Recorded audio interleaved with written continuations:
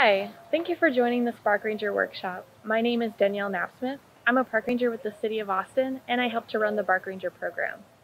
Park Rangers is meant to be completed with you and your dog, and our purpose for the program is to give you information about responsible recreational practices and to help educate others about our program and our recommended responsible recreational practices, which I'll go over in our workshop. Our goals are to reduce pet waste left on the ground, reduce off-leash offenses in our parks, so that's having your dog off-leash in an on-leash area, and to reduce injury that may occur to you and your pet as you enjoy nature. For this workshop, I'm going to go over some pet safety, pet equipment or gear, and leave no trace principles. In addition to our workshops, we have a service unit where our participants and their pets can volunteer in volunteer opportunities. They can also attend Park Ranger events. We have an incentive for participants who volunteer at least 30 hours. You get a service vest for your dog, and I have an example of one here. And they come in all kinds of sizes. So we have teeny tiny all the way up to extra large. But this is earned after 30 hours of volunteer service. So normally, if this were an in-person workshop, you would come here with your pet. I would go over the workshop, we'd take a little hike together, and then you and your park ranger would go home with a certificate and some swag. However, this is virtual, so I hope that your pet is close by as you watch this video, and we still want to give you credit for attending the virtual workshop today. So at the end of the workshop, I'm going to ask you 4 questions, and then to get credit, so that's your certificate and some swag, you'll email me the answers to those questions, provide your mailing address so I can send you your materials, and let me know if you want to join our service unit. It's completely up to you if you want to join in, but you have to let us know so we can send you additional information about the volunteer opportunities. And I have an example of that swag that I'm talking about. So Remy here, he's our little mascot. He's showing off our Park Ranger patch. And we also give out these bandanas for your dog. First, I'll cover pet safety. So water is the most important thing to bring with you on a hike for you and your pet. Texas is very hot, especially in the summertime, and we want to make sure that you and your pet stay cool and hydrated. And I have an example here of some gear to use to keep your pet hydrated. I have a little bowl. This is collapsible, scrunchable, and it has a little loop that you can attach to like a leash or a belt loop. And when you're ready to give your dog water, you simply unfold it, put water in there, and then you're ready to go. I also have a pet shower. So it might be hard to tell, but there are a bunch of little holes right here, and you just attach it to like a plastic water bottle. And it doesn't have any type of lid, so once you attach it and dump it, water's gonna come out. But it's a nice way to give your pet like a little shower, help them cool off with some water. And in addition to keeping your pet hydrated, you also want to make sure that they're staying cool from the heat. Your dog might not be used to being outdoors. They might be more acclimated to a climate or an indoor climate with AC. So while you're at work, they might be hanging out at home in your cool house or apartment, and they might take a little extra time to get acclimated to the outside heat or the outside climate. So just keep that in mind when you're on a trip. And you want to make sure to give your pet frequent breaks in the shades, let them rest and cool off. And you want to look out for signs of heat illness or heat exhaustion. And symptoms of that for your dog might include heavy panting or labored panting, thick excessive drooling, gums that are pale or very red. They might have diarrhea or maybe vomiting, and they might have lowered cognitive or slow cognitive functioning. So they might not come as quickly when you call out to them. So look for things like that. And if you notice any symptoms of heat illness, you need to evacuate immediately. One thing to consider is that dogs pant as a way to cool down, so they don't sweat like we do, but they do sweat through their toe pads. So it might be helpful to keep their paws wet. Or if you are hiking somewhere that has water nearby, you might want to let them get in the water. You might want to put some water on them just to keep their bodies a little bit cooler. Next, I have a leash. Leash laws benefit all, And the City of Austin's leash laws state that your pet needs to be on a leash that is a maximum of 6 feet. It can be shorter. They need to be on a leash at all times and under your control. And the only exception to this rule is if they're in a designated off-leash area, but they still need to be under your command or your control. Our parks are wild spaces, and they're homes to wild plants and wild animals. And keeping your pet on a leash will help avoid any hazards that you may encounter on or off the trail. So examples of some poisonous plants include poison ivy, stickers, burrs, cactus spines, anything pokey that could get into your dog's paw pads or any tender spots on their body. And your dog can't contract poison ivy, but the oils from the plant can stick to their fur and transfer to you if they rub up on you or you pet them. So you can contract poison ivy from your pet if they run across it. Some hazardous animals that you may encounter in our parks include venomous snakes, biting or stinging insects, porcupines, or even coyotes. And I have an example here of some poor unfortunate pets that ran into a venomous snake. So we have an example here of a rattlesnake, and all 4 of these pets were bitten in the face. So just like heat illness, venomous snake bites can be fatal, and this is something that needs immediate medical attention. So the best way to keep your pet on the trail is by using a leash. Next I have first aid. So it's important to carry a first aid kit with you for you and your pet and learn some safety precautions and treatment in regards to first aid. And first aid is for your pet is similar to first aid for a human with a few exceptions. So for example, Band-Aids don't stick to fur very well. So instead of using those, you might want to use an elastic bandage or an ACE wrap, or even some gauze and tape. And for pet first aid, you can go very basic or you can go more advanced. So some basic items that you might want to include are wound cleansing, tweezers to maybe pull out some burrs or spines, anything sharp.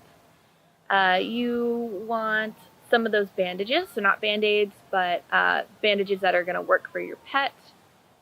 Some gauze pads, topical ointment, and a muzzle. This one might be really important and something you haven't thought of before. So your pet may be very well-mannered and gentle, but when they're under stress or even in pain, they might have a tendency to bite. So having that muzzle in your kit might be really important. If you want to go more advanced than that, they make entire kits for pets. And I even have an example here of first aid for pets in a book. So you can get, just like human first aid, you can get very advanced with this. I'm going to show you what's in this kit. There are some gloves, an emergency blanket, tongue depressors, lots of gauze. These are triangle bandages, so that's another example of a bandage that's not sticky but might be good for your pet. Ice pack, tweezers, and scissors. Some more like wound pads. There are some Band-Aids in here, maybe that's for you. Topical ointment and wound cleanse. So for my personal kits, I don't have a specific first aid kit for my pet. I just use the one that I would use for myself or for other humans. But when I have my dog with me, I make sure to throw in some of those items that are more specific to him. And I actually have 3 kits that I use. So I have a tiny kit, which I use when I'm just doing a short trip to the park. I have a small kit, which will be used for a day hike, or maybe if I'm going to the Greenbelt, somewhere that has rugged terrain where I might be more prone to injury. And then I have a large kit, which is actually a little bigger than this one, and that I take on like multiple day trips or a camping trip. And like I said, if my dog's with me, I just make sure that I have like a muzzle and tweezers, anything that's not normally in my human first aid kit. And the most important thing to think about with first aid is knowing when it's time to evacuate or to leave. So you need to evacuate before an injury causes major harm or is fatal, something that needs immediate medical attention. You want to leave. And you want to have an evacuation plan for your dog. So my dog, for example, he's only 20 pounds, so it may be inconvenient for me to scoop him up and walk him out a few miles, but it's possible.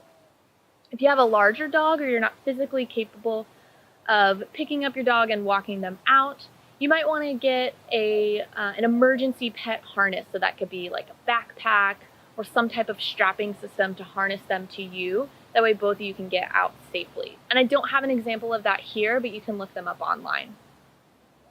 Another point of evacuation is asking for help. So you can ask other people on the trail for help. You can call, depending on the severity of the situation, you can call 311, Austin's helpline, or 911. And park rangers may be able to respond to your emergency depending on the severity in the situation. The next thing I have are some paw covers. So these are like little shoes or socks that you can use to cover your pet's paws, and that might help them be protected from cold ground, hot pavement, rugged terrain, any burrs or cactus spines, something sharp that would harm their paws. And I have two examples here. These are little kind of like balloon or latex covers. They come in all different sizes, and these are more like socks. They're very thick. They have a hard rubbery bottom, and these might go up to like their little elbows. So thinking about Texas and how hot it can get here, the air temperature is not a good indicator of the temperature of the ground. So for an example, at 77 degrees in the air, the temperature on the ground might reach up to 125. And an egg will fry on asphalt, I think around 130 degrees. So really not a good indicator of how hot it might actually be for your pet's paws. If you are concerned about the temperature, you can test it by using the back of your hand, placing it on the ground for 8 seconds. And if it's too hot for you, it's going to be too hot for your pet. And that's where these little shoes or socks might come in handy. Next, I have a PFD, a personal flotation device, life vest or life jacket. And they're important for your dog to wear in the water, just as they are for humans. There are several conditions which might make these necessary. So for example, if your pet is very energetic, they like to swim a lot, they can get tired easily. And this might be important for them to fall back on. You can also have sudden changes in water conditions, so that could be water level or water flow. And if your pet is new to swimming or they're a weak swimmer, this also might help them feel a little more comfortable in the water. This particular life jacket has a little flap to keep their head above the water.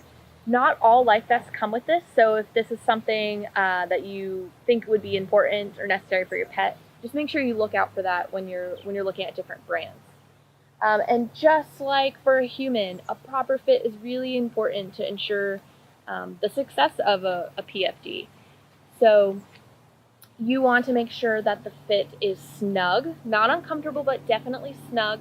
And you want to test the life vest after it has been wet and your dog's been wet. So to test that, you'll want to take them to some slow moving, shallow water, dunk them a bit, make sure both your pet and the vest get wet, and then test to make sure it's not going to slip off in the water. The top causes of dog fatalities are accidental drownings and car accidents. So having your pet secured in your car is really important. Seatbelts for dogs are just as important as they are for humans. You don't want your pet loose in the car in case you get into an accident or you have to brake suddenly. They're going to shift and move around in the vehicle, and it can cause them serious harm or even a fatality. So some examples I have here. This is a harness that is attached to a belt buckle.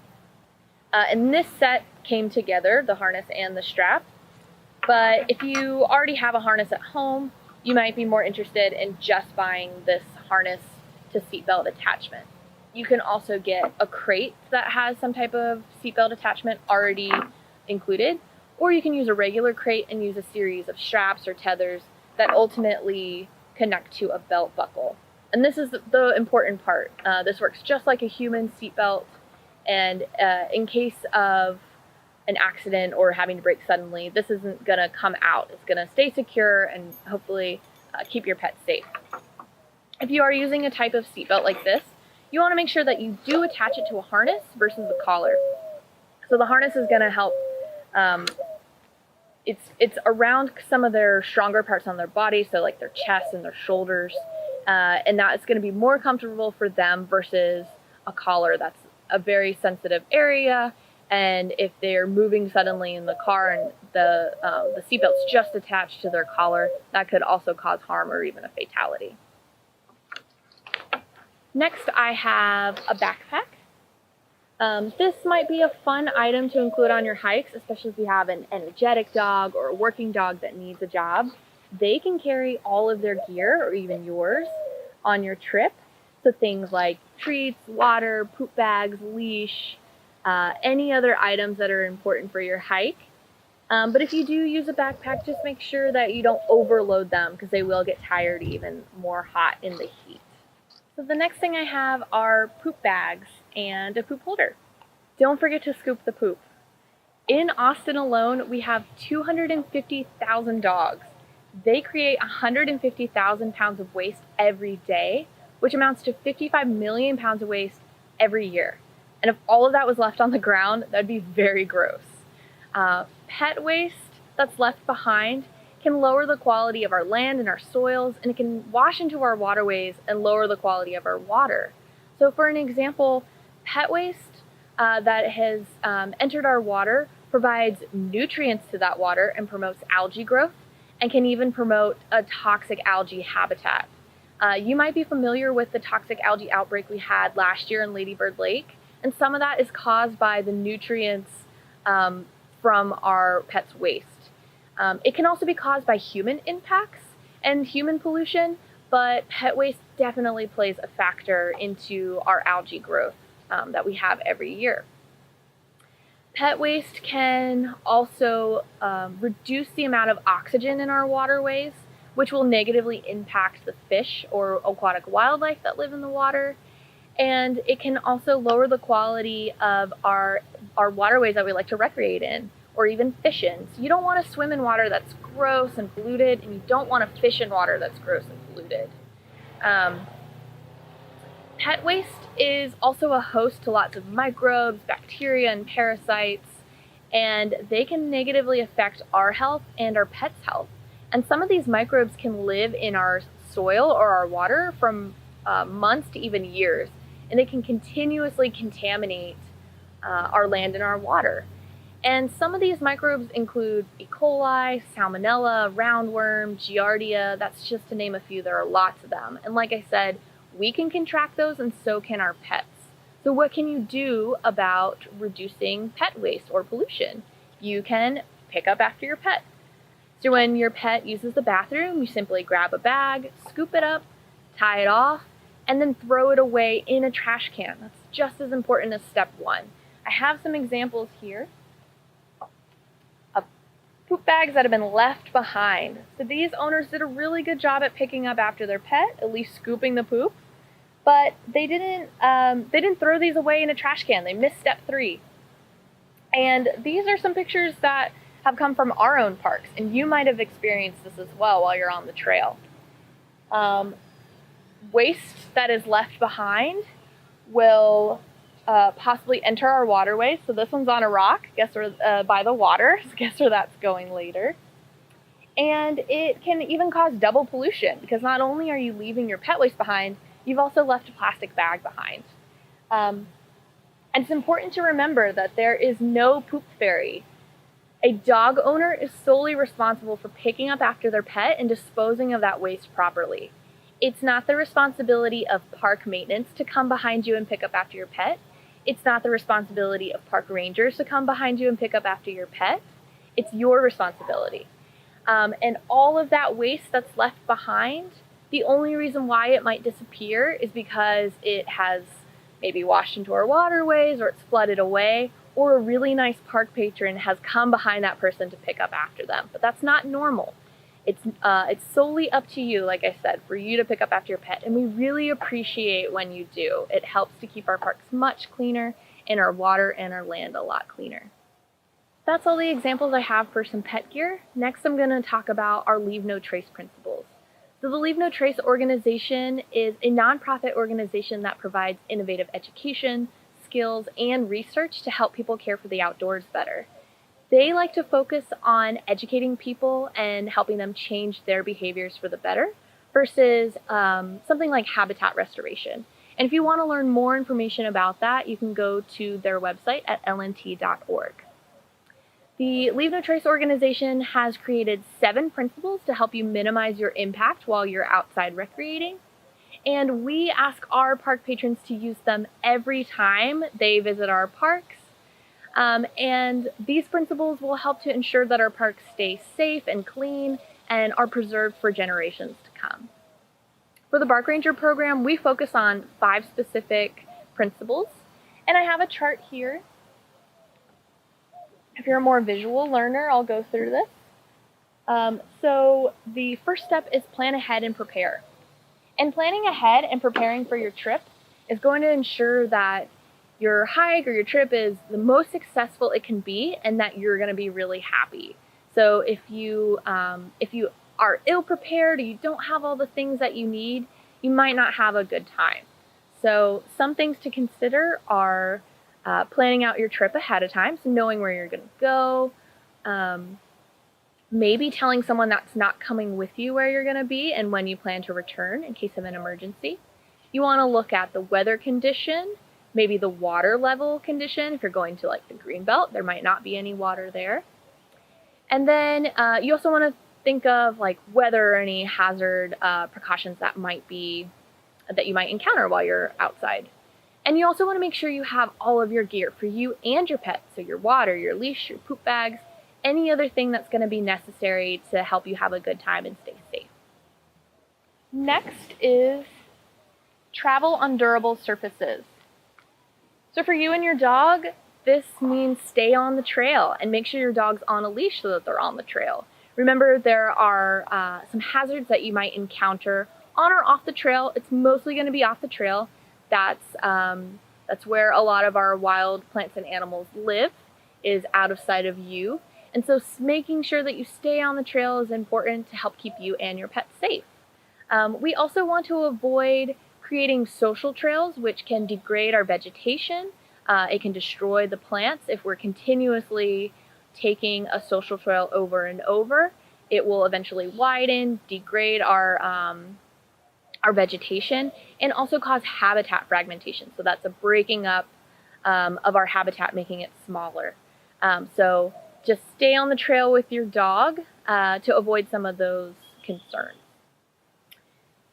You also want to dispose of your waste properly. So I just talked about this. Scooping the poop, making sure it ends up in that trash can and not just on the trail. And remember that pet waste is not a natural part of the ecosystem. It's not like a wild animal's pet waste. And when we have way too much of it on our ground, it can cause a lot of pollution for our land and water. Next is respect wildlife. So you have to remember that you are visiting an animal's home when you're in a park, because that's a wild space, that's where they live. So you want to make sure that you're not getting too close to wildlife and you're not letting your dog get too close to them. So instead of approaching an animal, you might just want to take a photo of it. And you want to try to suppress any harassment behaviors that your dog might display. So any chasing or barking or getting too close to them. Because remember, you're visiting their home, and your dog probably wouldn't appreciate if someone came into your home and started harassing them. Again, making sure your pet's on a leash is the best way to keep them from chasing or harassing any animals. And if you have a small dog, you might want to take some caution on coyotes. I mentioned earlier that we do have them in our parks.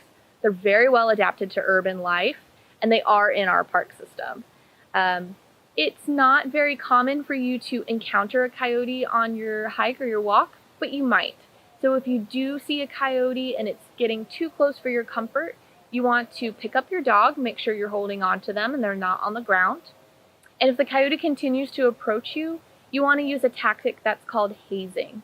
So you want to be loud or maybe look bigger than you are, shout at the coyote. If there are items to throw towards it, like rocks, you can throw them towards the coyote, not directly at it, but towards it. You just really want to scare it off. And if this happens to you, you can call 311 to report it. And like I said, it's not very common, but but it's something that you just want to keep an eye out for you and your pet's safety. And hazing is a tactic to retrain a coyote that you as a human are a predator and that you're something that they don't want to continuously encounter. And the last principle is be considerate of other visitors or respect others while you're in the park system. We have lots of different visitors to our park system, and they may visit for lots of different reasons or hobbies. That can include maybe just getting some peace and quiet, escaping the city life, getting into nature for some forest bathing or just some quiet time. They might be watching animals or so bird watching or doing some photography.